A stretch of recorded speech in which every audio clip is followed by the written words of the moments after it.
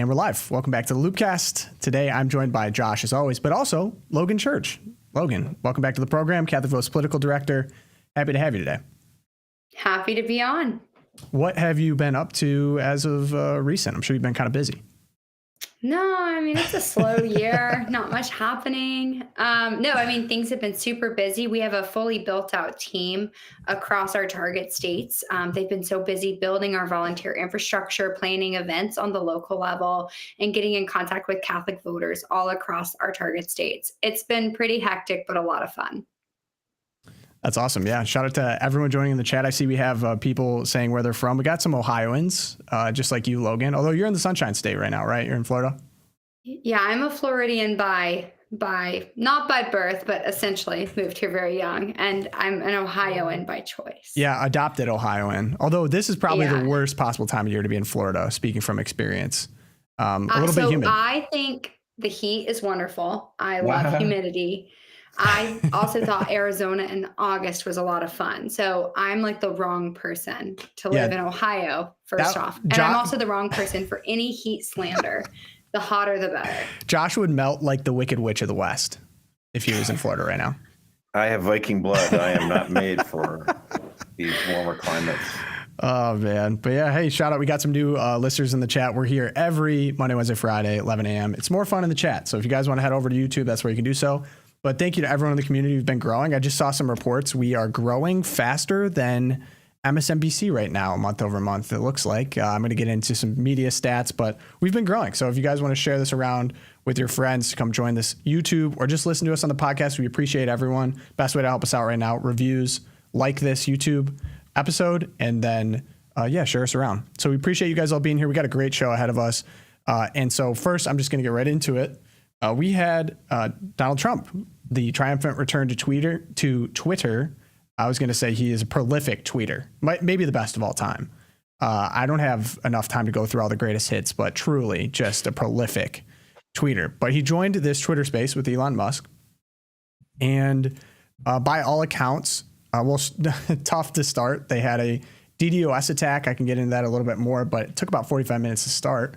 But go ahead, Josh. The second time they've had this, because remember they did this with Ron DeSantis, and it pretty much.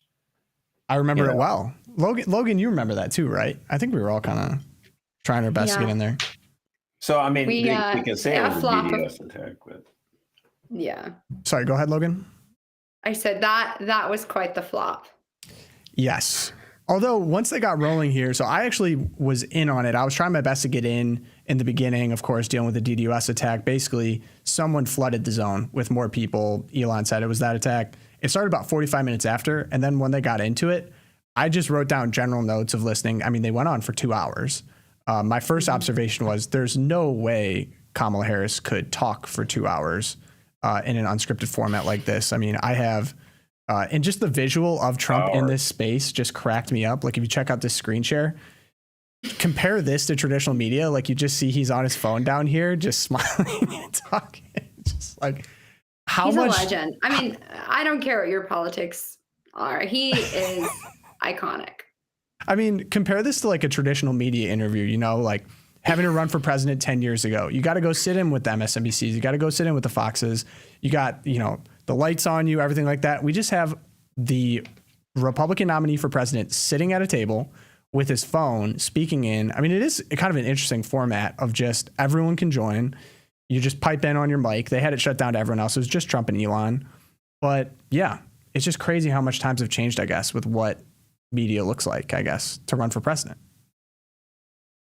He needs to go on Joe Rogan's show, though, I think, and keep this momentum going. And some people are like, this is dumb. He's on the internet and he should be out there campaigning. Like, what do you mean? Like reaching several million people through X or Twitter or whatever you want to call it. Like that is campaigning, 2 hours. And that you have the ability then for all of his supporters to chop these up into sound bites and share them on social media. He should be doing more of this, like the idea that it should be only rallies, I think is as a joke. I agree with you. He should go on more of these things. He should go on Rogan and some of these other shows that all you, you young whippersnappers like. Yeah. Oh. I mean, it's just so remarkably different. I was even laughing like yesterday. Theo Von posted an episode with Bernie Sanders. Sorry, I couldn't even get that out. He interviewed Bernie Sanders. Like, he's one of the top comedians, got a top podcast. He had Bernie Sanders on the podcast. And now, do I agree with a lot of what Bernie Sanders has to say? Probably not. But even the way that it was like presented was interesting to me. Like, he's talking to this comedian. He kind of has this smart way of going about asking tough questions in a funny manner, but it required him to speak in a very colloquial manner that appeals to someone like me. Even just hearing Trump in this space, like I have my notes on this. Trump truly is like one of the funniest people I've ever heard. It takes a certain level of, honestly, humility to be able to make fun of yourself or to like make light in such a serious position. Something that I remarkably see lacking from Kamala Harris by all accounts, just an inability to kind of laugh, joke. Not many people are able to do that in that serious of a position. But I was thinking more about, I even just like wrote down notes on the whole space. They really went in a lot of different directions. They talked about the border. They talked about energy policy. They talked about an efficiency commission. Elon was talking about his struggles as just a business owner in America. They really went all over the place. And some people are saying they were sprawling, but I like that. Like, as a voter, I just want to hear, if I sat down with Trump himself or I sat down with Kamala herself, what would they talk about for 2 hours? And this space to me answered that in a lot of ways. Trump's been doing this, on and on and on. I just have not heard from Kamala Harris. So to Josh's point, I'd like to see this continued. There was even something they were talking about energy. And of course, people like to pinpoint, Republicans are one way and Democrats are another way. And Elon's like, look, I'm not as extreme as many people think on energy. I don't think the world's going to end in 5 years because of climate change. I think that's all ridiculous. I would like to start working towards more renewable sources of energy, say solar, nuclear, things like that. And Trump's like, yes, I'm all on board for that. And then he slid in like, oh, you have a phenomenal product, by the way, talking about Teslas. I just was giggling at that. I was like, oh my gosh, just like Trump being Trump. But yeah, I appreciated the conversation a lot. I think it really, I have a video I'd like to show you guys that made the rounds over with Stephen Colbert. Let me pull that one. Oh my goodness. So just such a stark we had contrast. To put this in the loop today. It was in the loop today for sure. Let me pull that. So we have Caitlin Collins from CNN coming over to the Colbert Show. Trump has kind of been thrown on his heels by this, and he's not really sure how to go after Vice President Harris. He knew his attack lines on President Biden. He really has struggled with how to go after someone who's 20 years younger than him, who is a different gender, a different race. It's kind of been this moment where he has not been able to coalesce around a single attack line. I know you guys are objective over there, that you just report the news as it is. No, I know. CNN makes it. I know. Was that supposed to be a laugh line? I wasn't supposed to be, but yes. I guess it is. Trump has kind of been thrown. I love it. I think I look at stats too from the Q2 cable reports. Okay, so we have CNBC primetime down 20% in an election year. MSNBC primetime down 5%. CNN down 2% primetime. The only one that was okay, Fox. Fox had its most watched month ever. Primetime Fox was at about 3.5 million viewers. MSNBC was down to 1.2 million. Now, people wonder why legacy media is struggling. It's no secret to someone like me or my age or someone that's familiar with social media. The product you're getting is completely different. You pop over to Colbert, you get people laughing at the prospect that CNN is objective. And then you pop over to Twitter, I can be in the same space as the presidential candidate for Republicans. It's like no brainer to me. Okay, so here's the funny thing about this. Okay, so that was Caitlin Collins. She's over at CNN, right? Yeah. And then you recently had the interview with President Biden, and that was Bob Costa, right? Who interviewed him for CBS. Caitlin Collins, who was on Stephen Colbert, she used to work at the Daily Caller. She used to work for a conservative outlet. Now she's just another one of these CNN, idiot voices or whatever. She's gone left wing. Bob Costa, like I was just telling you, interviewed President Biden for CBS. He used to be at National Review. Like, this is what just kind of drives me crazy, that some people have actually gone ahead to join the conservative media just to get clicks, just to get clips, and then to try to use that as a platform to get into mainstream media, and then they go way off to the left. And it just kind of drives me crazy. It's like we're working so hard to try to build up the next generation of journalists and hope that, that they can make a difference in some of these alternate outlets, but some of them just abandon ship. and they just see the way the regime media works, and they don't care. I don't know. So when I see Caitlin Collins, in that clip, and I think about her, and I think about Bob Costin, it just kind of drives me crazy. And that's why I'm just like, you know what? It's absolutely critical to try to build up as much as we can these alternate media sources, but nothing. I mean, again, we're just dealing with such a massive Death Star in the size of these billion-dollar corporations. Like, it kind of drives me crazy, but it's worth just pointing out. I mean, like, the adulation that Kamala Harris has received in the media for the last 3 weeks has been nothing beyond shameful, obviously. And again, we as Catholics cannot get discouraged by this. Like, it's annoying, it's frustrating. As I've said before, like, this is my hobby horse. I know it's like when we come up to the plate, we only get 2 strikes and they get like 10 strikes.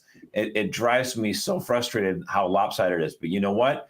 No matter how biased the media is, nothing they do can prevent us as Catholics from what Logan is working with her team and doing, knocking on doors, sending text messages, putting out digital ads, contacting voters, on a day-to-day basis. We're reaching 40,000 voters every day. The mainstream media can't stop us.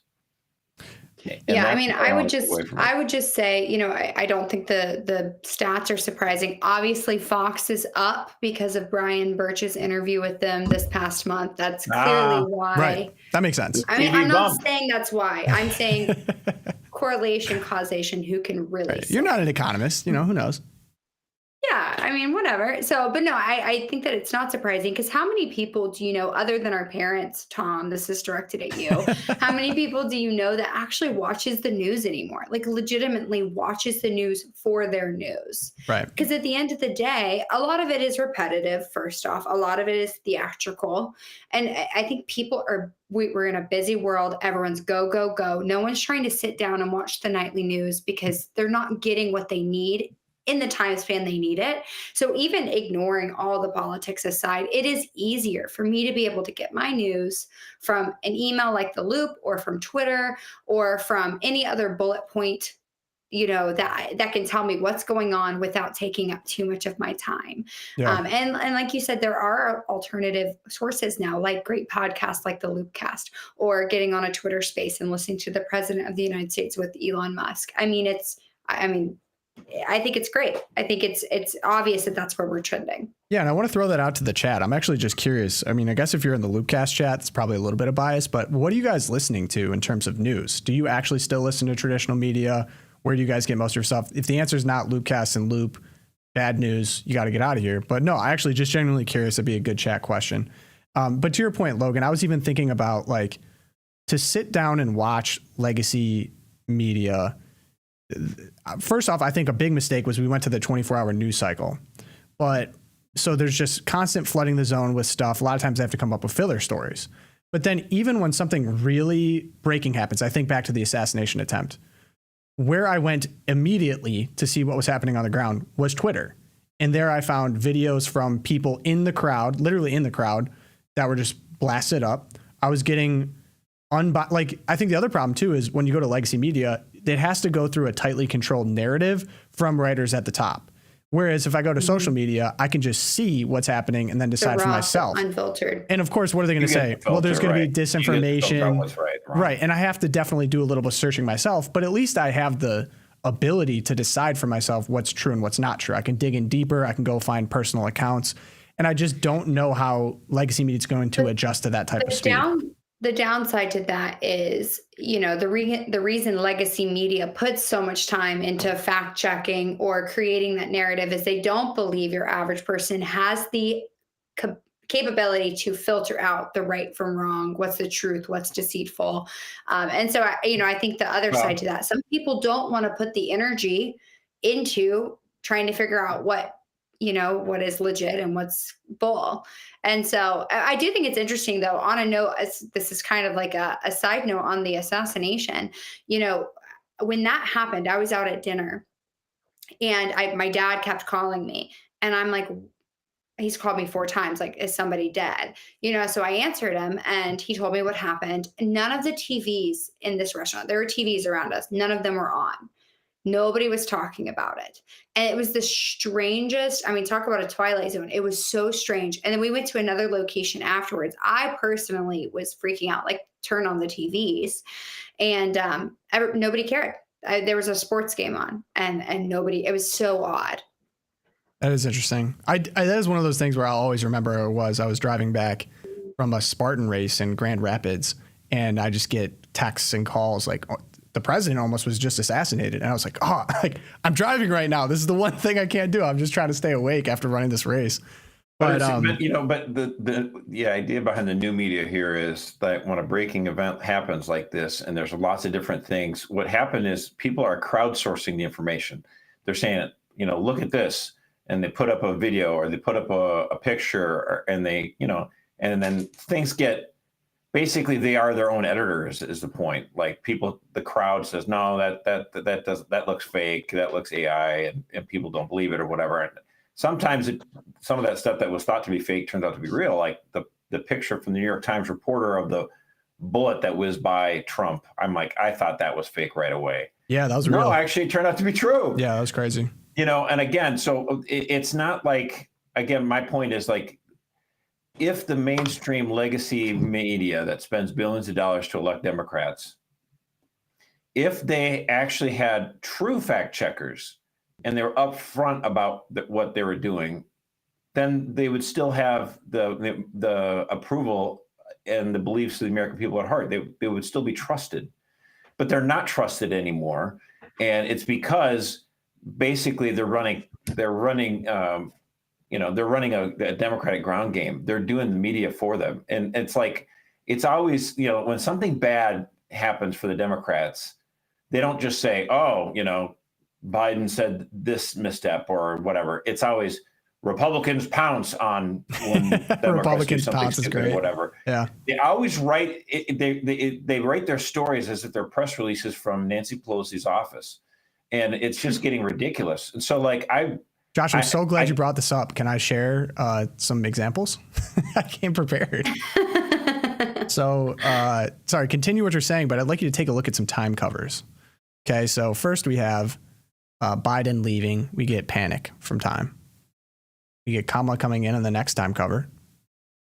Boom. Both of those are probably fine, but this one, my friend's a professor at Hillsdale, and he said, "Oh, suddenly Time Magazine is doing Catholic prayer cards on the cover. I mean, it's a religious mural, and just because it's made to look like a holy card or something like that. I mean, like this." So, Josh, the best part about this, her campaign denied a request for an interview for this story. Yeah, they're writing a glowing story about her, and they won't even. They didn't even interview. She denied a request for interview. So you get this mural. You would think if Time's going to do the most softball, easiest interview of all time, she says, no, thanks. And they still write this for her. It's like, what are we doing here, guys? I mean, it's getting almost embarrassing at this point to watch media slobber over Kamala Harris. Is just like, I wonder at what point is it going to be too much for people? I mean, I was even seeing here's another example. We have the AP, we have on the campaign trail, Harris is pushing joy while Trump paints a darker picture. And then you get the second story. There's an apostrophe battle brewing among grammar nerds. Is it Harris's or Harris's with an apostrophe after the S or an S after the apostrophe? These are the hard-hitting questions people are asking, obviously. Yeah. Wow. I mean, I think at the end of the day, are nerds, so they're going to have that kind of thing no matter what. So this bothers you, the apostrophe problem, Josh? You've been thinking about it up at night? No, it doesn't bother me. I'm a writer. Yeah. I'm a nerd. That's the kind of thing that would be like, I wonder what it should be. 99% of voters don't care. All right. And then my other favorite is, she hasn't done an interview in 24 days. And we get from Politico, Kamala Harris is defying the laws of the political universe. Yeah, because you're not enforcing the laws, you nitwits. Gosh.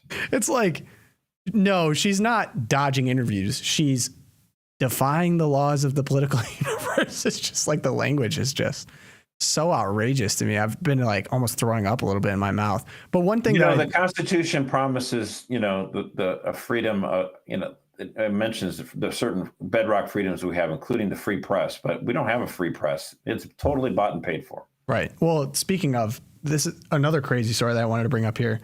So if you go to Axios, there was this is maybe the first negative thing I've seen about the Harris campaign from a left-leaning outlet. We have Harris campaign's Google ads rewrite news headlines. So I just want to stop and think about how crazy this is. I'm going to explain it first, then go into the implications. Basically, this isn't illegal, but what Kamala Harris is doing is their campaign is running Google ads and slightly adjusting news headlines from friendly outlets, say AP News, USA Today, CNN, to make it more favorable for the Harris campaign. So the implications of this are she's such a bad candidate that she has to go pay to change headlines for news outlets that basically already work for her. I mean, again, it just shows you when it comes to the mainstream media, you have a situation where the candidate, who's now the Democratic candidate, right, knew about the president's health for well over a year and covered it up. And now they just swap him out for her. And there's been no groundswell that she needs to speak in front of the press. And there's no press conferences, no long form sitting down for an interview with CBS or something like that. And the media is just kind of like, oh, I guess she's not doing it. They should be hammering her every day. But it just goes to show you this story. Why do they publish this story? Because she's done the the cardinal sin. How dare you mess with our headlines? Like, that's the great offense. Like, she could get away with practically murder on Fifth Avenue, right? At this point, that was the whole joke about Trump. Like, but how dare she touch our headlines? Yeah. Okay. Any thoughts, Logan? Yeah, I mean, at the end of the day, I think you're hitting the nail on the head. She's running such a terrible campaign that she's having to change the words of the people who support her. And, I think we do have to kind of admit, though, do your average voters realize she's not taking interviews? Probably not, because they're seeing such a swell that is a forced swell on the social media platforms for Harris's campaign. And I'm sure you guys have talked about this before in previous episodes since she's been the candidate. There's been this honeymoon, sugar-coated excitement that they're kind of forcing on people. And I don't know how much of it is excitement and how much of it is Democrats realize that they are about to find themselves in a really unfortunate situation on election day, because these circumstances are just unheard of. And so, I think it's interesting to see how many voters are actually paying attention to what's really happening as far as the media platform, because like we talked about, they're not paying attention to media outlets like they used to. So she's not taking ads or she's not taking interviews. It's like, well, how many people noticed? Well, Logan, then good question for you. What do you think these average viewers are actually noticing? Like, what's breaking through to the independent everyday, I'm not super engaged in the news cycle? It depends on the age. Yeah, it depends on the age group, right? So if you're talking about your 18 to 45-year-old voters, which is a really large window, I would say that they are paying attention to the social media game. They're paying attention to what's happening on TikTok, what's happening on Reels, what's happening on Facebook. And so a lot of the narrative that is accepted by your independent voters, most of them are not doing research for themselves. It's what they're being fed and what narrative they're being fed. And that's why the media has done so well for so long, because they're able to formulate a narrative that fits what they're trying to push. And that's what so many people just absorb. I joke all the time on campaigns and say they absorb it by osmosis. It's just what they're around all the time. So that's what they believe. So there is a portion of the electorate that falls for that. But then there's another portion of the electorate that's probably equally as large in that same age group that is totally skeptical of anything that's pushed down their throats. And that's why they don't pick a side, because they think both sides are incredibly flawed. And so I think it'll be a battle between those two perceptions. See, I think what JD Vance was pushing, coming up on the tarmac outside of her airplane and saying, why won't she do press conferences? This is kind of dumb. This is what's going on. He needs to hammer that point again and again and again. He did that with a round of interviews. But you know what? Trump needs to do it too. Trump needs to get on there. He should go on to, like I said, go on to Rogan and be like, look, I just did 2 hours with Elon. And then he should go around when he makes these rallies, then set up interviews with, so next time you go to a rally in, Michigan, do a sit down interview with the Detroit News. Go out there and just be out there and saying, and he should do it in such a way like, look, I think I'm going to rallies, I'm going on podcasts, I'm doing interviews with newspapers. I'm making my case for why I'm the better person for this job in the next 4 years. And the other candidate isn't doing it because they don't believe that, they need to make the case. They should just be anointed. I think we went from hiding Biden to this, and I think that it's interesting. Hiding Harris. So it's like, this is no better than what we had before. We had Biden hiding in his basement the entire election. Yeah, same playbook. Yeah. And come on out, Kamala. I have to say, someone that did watch the space, he did a good job of that, calling her out. He had a funny line he said Biden was so bad that he united both sides on hating him. That's why they had to push him out. And he's like, congrats on achieving unity. And I just kept laughing at that too. But Trump has the opportunity to defeat 2 Democratic presidential candidates in the same year. That'd be pretty impressive. Hey, he's undefeated against female girl boss candidates. Well, can make it 2 for 2. We'll see if that holds for another 8 weeks from now or whatever. But no, he did a good job in the space. Still, obviously, but there's work to be done. And then, of course, there's the open invite from Elon and X to the Harris campaign, and they responded on Spaces in very mean girl fashion. We have statement on ... whatever that was. Donald Trump's extremism. Whatever that was. Let's just let that hang for a second. I gotta say, okay, this is what people always say. Oh, the podcast. There's the old guy, and they say Erica. They think she's in her early 30s or something like that, which is, I look like I'm ancient, I guess. But you two are both. I have shirts that are older than both of you. Okay, so I'm just going to do the old crank here. All right, go off, old crank.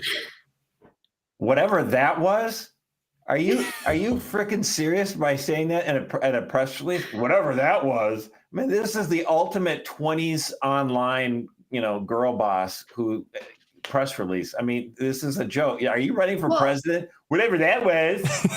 Give me a flipping break. Okay, this is also the candidate that had Megan Thee Stallion perform. True. At her. Like, this is like, she's clearly trying to pander to a crowd that, not to say that nobody panders to the young, but I've never seen it done quite like this. It's quite possible that she hired Regina George from Mean Girls to be her press secretary. That's what this kind of feels like. Listen, Kamala's too busy being in them streets. So, as she says. I love the black scent. Like, she'll pull out like the Ebonics whenever she's in Atlanta. I've seen some of the funniest memes about that. Hillary used to do that too. Oh, but it's way worse for Hillary, but Kamala's pretty bad. She lived in Arkansas for a long time, right? Yeah, Obama did it too. I always say it's Brian Kelly going to LSU and all of a sudden developing a Louisiana accent. So the statement is Donald Trump's extremism and dangerous Project 2025 agenda is a feature, not a glitch of his campaign, which was on full display for those unlucky enough to listen in tonight during whatever that was on X.com. Trump's entire campaign is in service of people like Elon Musk and himself, self-obsessed rich guys who will sell at the middle class and cannot run a live stream in the year 2024, sorry. Started on that one. Okay, so with regards to this press release, whatever that was. Yeah, this is a good summary of it. Your bratch stick is getting old. Same energy. Agree. Okay. Got to move on to the next section here. First off, shout out to everyone in the chat. See a lot of chatter in there, a lot of different places. New viewers, welcome. Thank you guys for joining. Leave a like in the episode if you appreciate. So next one. Why are we doing this thing? Come on. Well, come on, Josh. We have JD Vance. They got a big new hit on him. Okay. Josh is thrilled about this one. You guys want to check out the picture? Here's the gotcha. We have JD Vance in drag while at Yale Law School. So this is going to be not in drag. He's wearing a wig. He's wearing a woman's wig. He's wearing a wig. I don't know. Was it Moana themed or something like that? And this was a humongous gotcha on Twitter. I mean, we have 3 posts on it. And my favorite take I got on it here is I like theme parties, costume parties, Halloween parties used to be a thing up until 10 or so years ago when the culture randomly decided dressing up in a creative fashion was literal genocide. Like, this is all they got on this guy?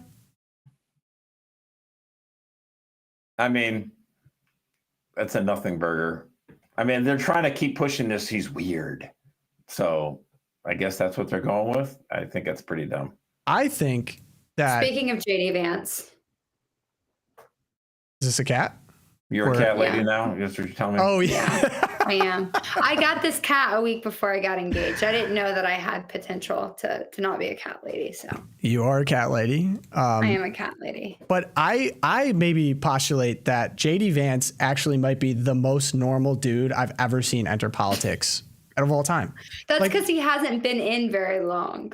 Who hasn't They haven't had time to make him weird yet. Right, He's still normal. who hasn't popped on a wing at a Halloween party? I know Josh certainly has. That's true. Continues to be the most normal dude ever. I did see a pretty funny take on this, is me singing both parts of an Effervescence song. I don't know if you guys I don't even know what Effervescence know the is. song Wake Me Up. Evanescence. Effervescence. If anyone in the chat knows the song Wake Me Up, Wake Me I got Up to give a inside. shout out to the person in the chat here, Swatster, who said, gosh, no, isn't there any love for the first trans VP? You would think that the media would have loved this, right? Yeah, you want to talk about dumb lines of attack. At the end of the day, I think it's just they're trying to, like you said, they're trying to make him out to be weird. They don't have anything on him. He's a normal guy has a great story and has had a successful life, has a successful wife, has a beautiful family. And so they're like, oh, he was at a party once. I mean, my brother won a charity pageant where the football team dressed up as women, and he got rated the most beautiful man. Oh man, that's awesome. Does that make him huge flex? Was he weird? rated the most beautiful man or most beautiful man as a woman, you're saying? Man as a woman. He has really nice eyelashes. It's rather unfortunate. Yeah, I mean, I think hilarious attack, because then on the flip side, there was a video that went viral of Tim Walz ordering the National Guard to shoot I thought you were gonna paintballs at post my people. video from college on there. So if you guys really want, there is a video of Josh out on YouTube in drag in college. That's true. So let's throw that out to the Loopcasters. It's real. It's not a hoax. It's not AI. It's not a cheap fake. Josh has done it. But the flip side of a very normal Halloween costume is Tim Walz ordering the National Guard to shoot paintballs at people on their porches. And someone has a video of this. It's unbelievable. Tanks rolling through, and they're just sending paintballs at people's front doors. There's a real difference in candidate quality of both these people. But yeah, I'm just kind of hilarious. Like, talk about not understanding lines of attack. Like Caitlin Collins was saying that on the other side. I think two things that are landing, on my opinion. The stolen valor accusations, as more videos continue to come out of Tim Walz, basically saying he was in Afghanistan, he had PTSD, he carried weapons of war. I mean, more and more is going to come out on that. He's been real fast and loose with his record. That's landed in the community, I think, the military community. Number two that's landed on Tim Walz is, the flip side is no interviews. I think it's really landing. JD Vance has gone on a lot of hostile outfits. He's saying he's not doing interviews. It's true. Kamala Harris is not doing interviews. She's going to reintroduce herself, quote unquote, as a break with the party. But yeah, I don't see this as real. I think it's a waste of time, but I just had to bring up the effervescent. I did all of this to bring up the effervescent song, to be completely honest. But next question I want to get into here. Okay. So we have a tweet from Riding with Kamala come out. And I actually want to hear both your thoughts on this. We have, could someone please explain to me why the GOP wants to cut down the Department of Education? This was already at 4.1 million views at time of seeing. And I think it's kind of a common thing. A lot of people understand something's wrong. It's not working, but maybe haven't articulated the arguments as to why we should get rid of. Maybe because we don't want all of our children to be gay communists. I wanted to ask both of you, do you have any reasons why we should get rid of the Department of Education? Other than the fact that it's done more damage than good? I mean, have educational standards improved since 1979? I'm going to say no. Okay. He's like, I don't actually know that, but I'm assuming. No, statistically proven. I mean, at the end if of we the don't day, have a like- Department of Education, how are we going to force states to teach, DEI, history? How are we going to convince kids in Arkansas that they need to go totally pro rainbow? At the end of the day, as long as kids, the truth is, what we should be concerned about on the federal level is, are our states passing students at a reasonable and growing rate? Are students coming out of the school system better off than they were than when they went into it. That should be the federal government's only concern is, are students passing their grades and are they going on to do good things with their lives? But they're more concerned about the social agenda that they're shoving down our children's throats, that they're not even paying attention to the fact that the standards are dropping every single year. I mean, you even look at, how they're grading things now. The grading scale now is totally different than what it was when we were all kids. And so they're watering down the education at the cost, or they're pushing a social agenda at the cost of our kids' education. At the end of the day, I think you leave it up to the states and you allow the states to decide, how they need to push their academic agenda. Yeah, I mean, two things stick out to me. I think the U.S. was just fine before 1979. It's not like the Department of Education was a part of the founding documents of the country. So I think we did all right before that. And then I have two stats. 21% of adults in the U.S. are illiterate in 2022. 54% of adults have literacy below a 6th grade level. Okay. This is all while kids with gender dysphoria have gone up 300% between 2017 and 2021. I mean, like, we Don't need to love start those to trends. understand what our federal government really is. Somebody once said it's basically the largest insurance company on the earth that happens to have a lot of guns, in the military. I mean, the bulwark of what the federal government is Social Security, Medicare, Medicaid, and then, a military. And so it's like, why do we want all of our, if we think our elections are, this is the things that Americans complain about. They say, our campaigns are too negative, and it's like, we only have two choices, and all this I just can't, I find so annoying and frustrating. Hey, wait a minute now. Would you actually prefer, I don't know, education to be done at the state level? Would you, should we push? I mean, so long as we continue to say we want the federal government to handle everything, well, then, yes, it's going to be an absolute grudge match to see who gets to become elected president. But if we say, wait a minute, what if we, what we've done over the last few years, because of the Supreme Court Dobbs decision, is we've kicked abortion down primarily to the states. We can do this for other things, people. We can do this for education, and we can do, so like your local school board and your state will have more authority on what is taught in your classrooms rather than the federal government. Like, this is an option. We have the ability to do this. This is our country, people. We can do this. Like, we don't need permission from the UN here. Right. We can have this happen. Well, one, it sounds like you're kind of lacking joy, which the Kamala Harris campaign is really cornered these days. So I just would like to encourage that with you. But just the reality of education right now, what I think of is, if anyone is actually serious about educational success or excellence, they go to a private school or they homeschool their kids. They don't send their kids to public school. And the reason is because the results speak for themselves. As I mentioned, a few stats, but it's kind of obvious to someone on the ground in that situation. Now, it is so frustrating to me that we basically spend taxpayer money to go fund the Department of Education, to go fund these initiatives, public school initiatives, to basically be glorified daycare for our kids, and then potentially have them become, gay communists. And then you have to pay extra if you want to go to private school or to do a homeschooling hybrid, or for all the materials for that. Because in a lot of states, you don't get a voucher program, or you don't get school of choice, where you get to take your kid where you want to go and get your own money, taxpayer money, to support that initiative. So, like, from what Josh said, we do have power over this. It does not have to be this way, and it can be enacted on the ground level. School of choice is spreading across the nation. It's really common sense. And to have these schools and the Department of Education keep requesting bigger budgets, more money to obviously fail children, which is who's really the victim of all this? It's our kids. Our kids are the victim of this. They're being robbed of a true education. This month and next month, as more and more parents are sending their kids back to schools in states like Montana, which are just, as you say, starting school choice, we are at the beginning of a true renaissance, and K-12 education. So things are getting better. Like, there's so many things that have gotten worse, and maybe we're only getting to this school choice because things got so bad in public schools. I mean, Public schools have been bad for 30, 40 years. And now people are like, wait a minute, now they're teaching, the 1619 project, and now they're forcing rainbow stuff on kids. I guess it's gotten too bad. And I'm like, I love it. It's like, you know what? It's like, thank you, prodigal son, for coming home. But my goodness, it's been bad for a while. Yeah. So I think it's interesting because nothing freaks the Democrats out more, even on the state level, than when you start talking about backpack funding for kids. So our tax dollars should be following children regardless of where they go. We're actually working in Ohio on backpack funding legislation that includes homeschooling in that.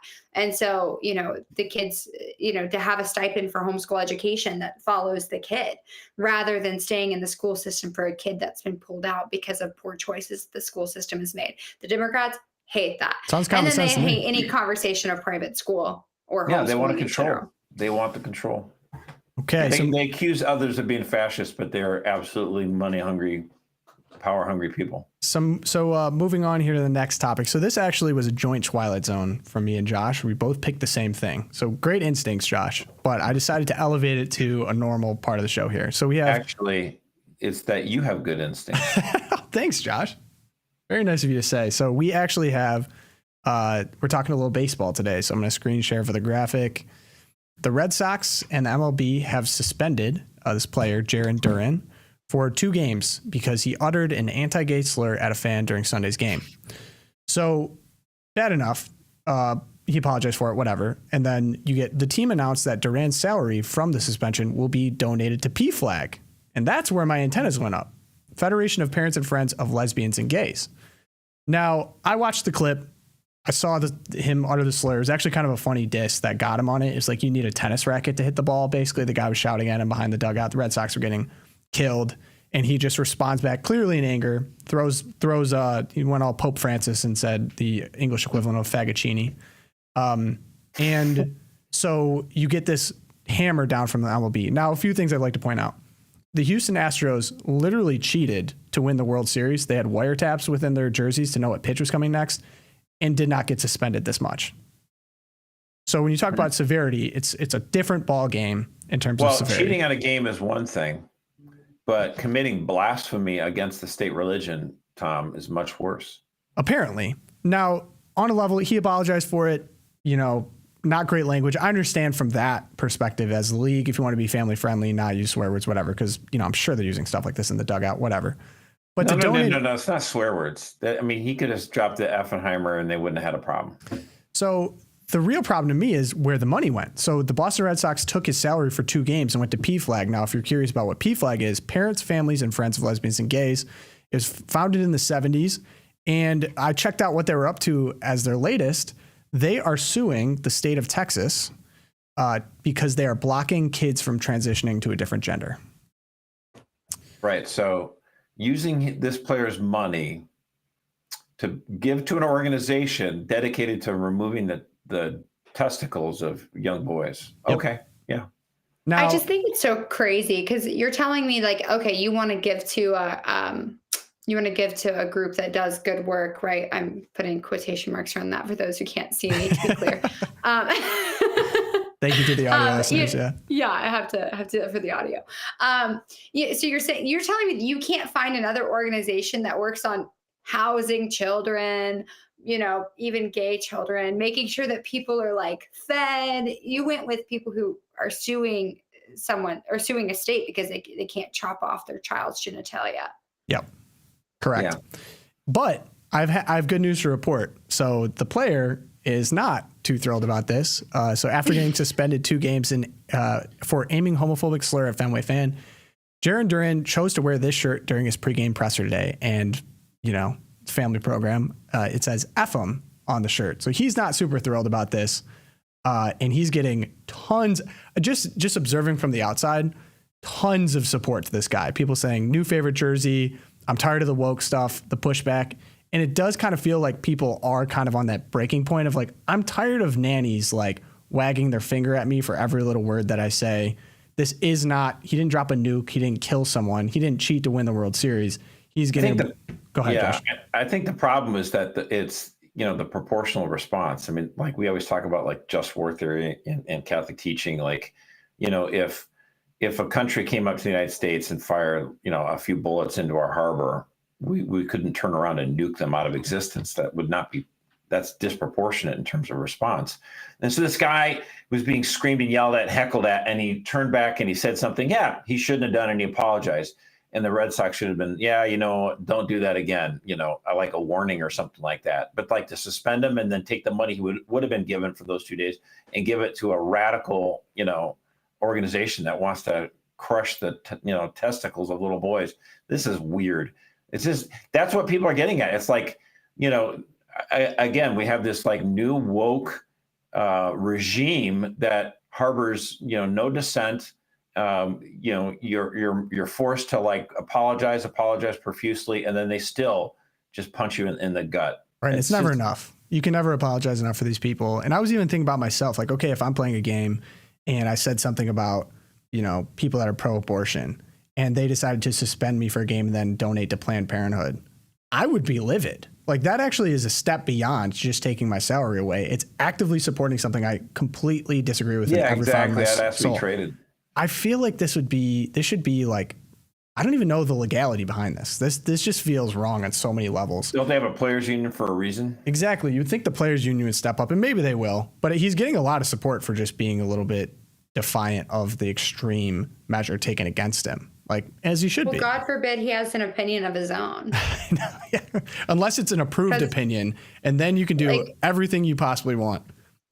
I mean, I think back to the Dodgers. Like they can spray paint our statues, but if you dare squeer your tires on a rainbow painted mural on the street, hate crime. Federal. Speaking of spray paint, wow, I can't speak. Spray painting statues. Oh, did you have our vice president candidate seemed to be a big fan of people doing that in his own state. Do you have a Twilight Zone on that? No, I just hate him, so I thought. Oh, okay, sick. All right, cool. Well, you don't like Tim Walz, the guy who honeymoons in China. He's been to China like a dozen times. He loves China. Yeah. Oh, apparently Mark Kelly's a big China guy too. That was kind of partially why they didn't pick him as VP. But all that stuff, of course, started coming out around the time where she selected VP, not when he was running for Senate. What is it with like prominent Democrats like being in love with dictatorships? Because Bernie Sanders, he and his wife, remember they did their honeymoon in Moscow. These people are freaks. Yeah, not chill. So one final thing. I should mark Moscow off my honeymoon list, Josh? I would think so. So I had one last thing on kind of the P flag era. So with Tim Walz, many of you have been seeing probably that he kind of brags about being this head of the GSA club or sponsor for the GSA club when he was a teacher in high school. And someone went on. Is that like the Gay Straight Alliance or something? Gay Straight Alliance, yeah, with Tim Walz.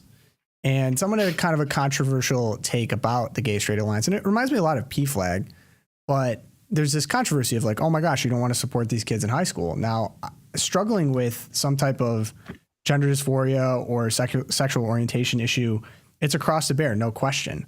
But I think I draw the line at other adults that I don't sponsor talking to my children about their sexuality as wrong and creepy. No question. Yeah, maybe spend time teaching math, bro. I don't think that's the place of a government-sponsored adult to do so. And I mean, you go through the GSA history, it's like, it's a hotbed of people wanting access to young kids, vulnerable young kids, and doing the grammar club. So maybe when I was reading through this thread and I was thinking more on the Jarran Duran situation, which I appreciate that he's kind of pushing back.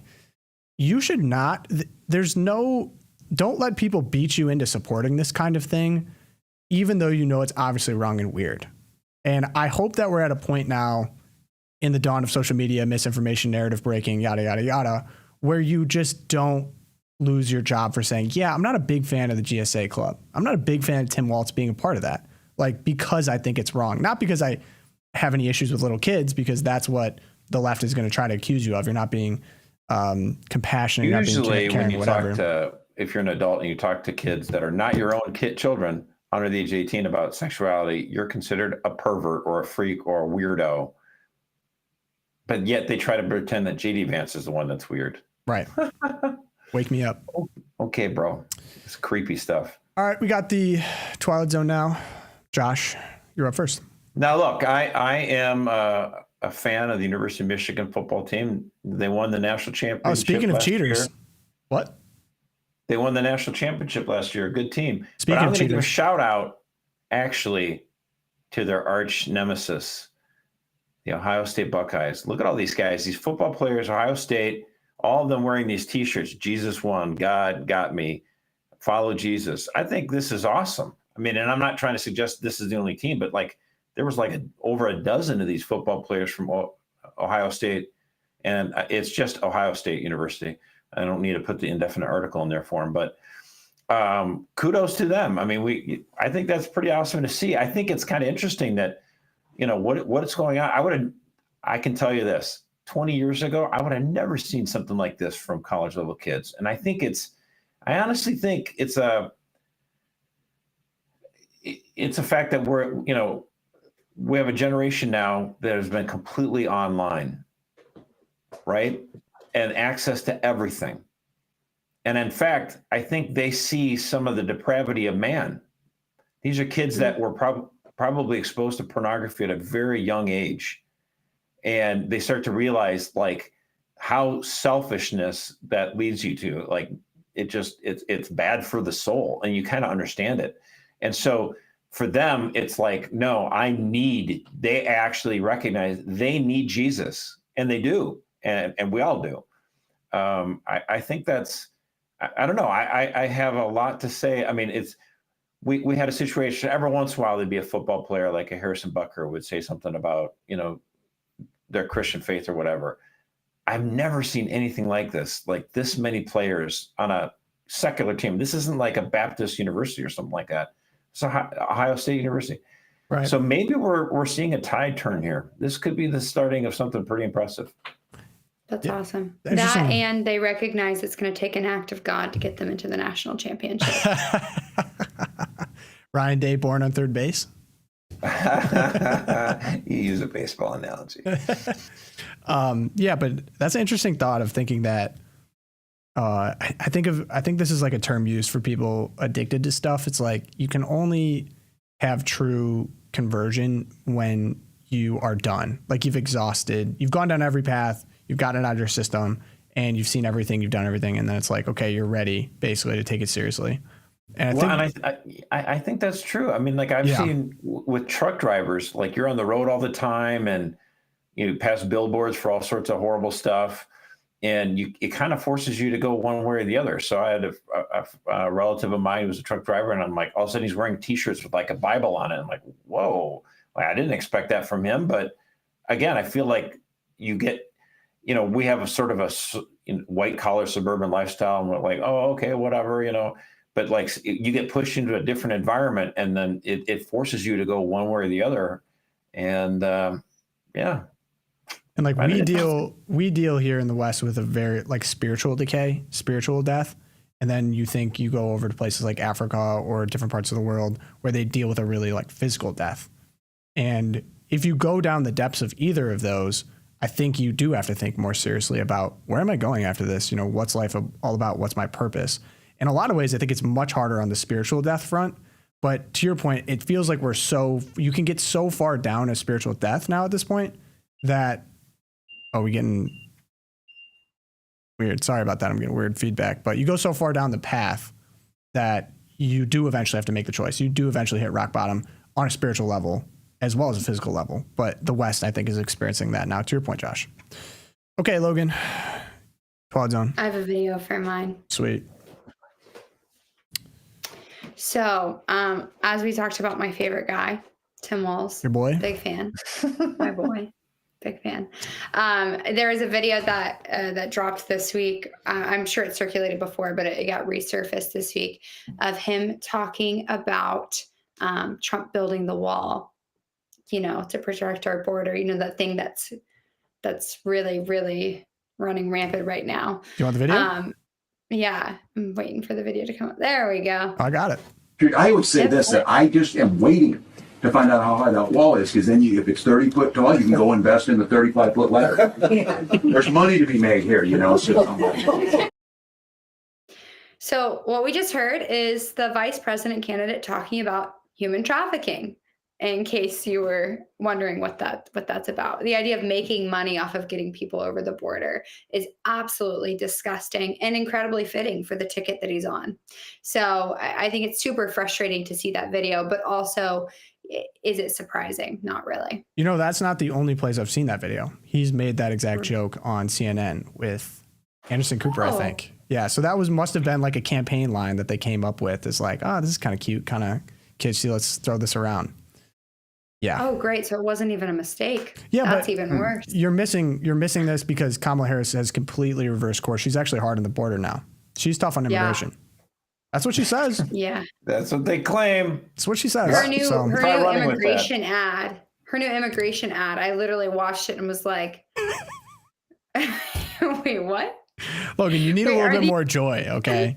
You need more media literacy and more joy. You know, it brings me a lot of joy thinking about the fact that we are, 83 days away from the election, 83 days away from getting rid of her. Yeah. That brings me so much joy. I saw a tweet today. It was like, I'm going Kamala Harris on my boss and just reversing all of my... I'm saying that I'm going to do all the things that I haven't done already on my job. I just think that her immigration ad, for example, where she's supposedly tough on it, it reminds me of Burger King. How so, Josh? So Burger King was like, we need to make more money by selling breakfast. And so they would run ads about breakfast and convince Americans, you need breakfast. And so what people go, yeah, I do want breakfast. And they'd end up driving their cars right to McDonald's. So Burger King's like, we're spending tons of money to tell people to get breakfast, and they're doing it, but they're putting that money into the arms of our competitor. And so I think it's the same, so that's why they had to do these weird commercials with the king, the oversized head, king, they have to say king a million times, breakfast of the king, because people, I guess Burger King has breakfast, because their previous ad campaign was so ineffective. I think if she keeps talking about we need to get tough on immigration, people are like, yeah, we do. And Trump's the guy to do it. Yeah, I mean, it's her attempt because Republicans, all polling shows that Republicans are more trusted on the border right now. So it's her way to try to reverse that. You can't turn the immigration talking point around and try to take it this far in. Immigration is literally Donald Trump's thing. It has been his thing since 2016. You can't take somebody's thing away this far into it. I don't know. She did complete copy him on taxing on tips, though. So but you know what? It doesn't matter. Trump's already gotten Do you think we're going to get a Kamala Harris build the wall ad pretty soon? Is she going to steal that phrase? She's going to build it 35 feet so that way Tim can't get over it. Although that is kind of Trump-esque. Like if someone said, I'm going to build it 30 feet, I'm going to build a wall 35 feet to have a taller wall. No, 31, because you don't really need to go above and beyond, just above. Oh, man. What isn't she going to steal? So, so I'm still in Chicago for my Twilight Zone. Now, shout out to anyone from Chicago, great state of Illinois. I love giving Chicago a hard time because they are a great example of what happens if you have race communists run your city. So I just saw this from Illinois Policy. New. Chicago's population just fell to its lowest point since 1920. Polling in 2019 found 61% of Illinoisans considered leaving the state, with taxes cited as the number one reason. Shout out to my in-laws. I'm not exaggerating. Every time I see them, they talk about moving out of Illinois. They're right on the border and they just want to get the heck out of there. So I'm familiar with this, gripe of taxes in Illinois being bad. Now I was like, what would a reasonable response be to, people saying that taxes are too high? Any thoughts? I don't know. Crazy idea. I'm just gonna throw something against the wall here, maybe. Toss it. Oh gosh, what could I do? What could it be? Oh, I know. Cut taxes. Cut taxes. Okay, so I did a little bit more research. Mayor Brandon Johnson is boosting his call to raise taxes on Chicagoans. Oh, yeah. That'll help. That was interesting to me. And then, as you guys may remember, I brought up the Chicago's Teachers Union because I still cannot wrap my head around that they're asking for more money after, again, we have an illiteracy problem. We have a math rate problem. I think I saw, what are we at? Nearly 80% of Chicago public school students cannot read at a grade level. This is post-COVID. Just 15% met proficiency in math. 15%.